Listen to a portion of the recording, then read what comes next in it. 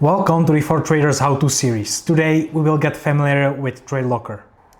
You can download TradeLocker straight from our dashboard. It's available for Windows, iOS, and as a mobile app for both Android and Apple devices.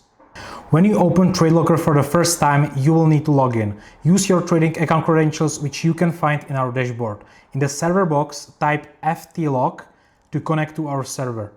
Once you are logged in, let's go through the interface. TradeLocker is divided into four main parts: Trades Panel, Order Panel, Markets Panel, and Chart. Under Trades Panel, you will find your open positions, pending orders, and your trade history. Under the Order Panel, this is where you open trades and place pending orders. The Markets Panel shows all available symbols. For each one, you will see the exact spread, leverage, and days high and low. You can filter the panel by symbol type like Forex, commodities, indexes, or metals.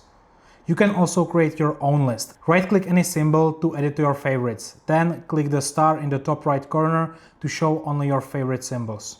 And the last part is the chart. In the top left corner, you will see a default time frame.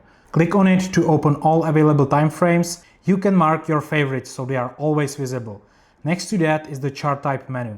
TradeLocker offers several styles, but I recommend candlestick charts because they show more market information, for example, when the candle opened, when it closed, and its highest and lowest points. That's why most traders prefer candlesticks. Next to the chart type, you will find the indicator menu, where you can add technical indicators to your chart.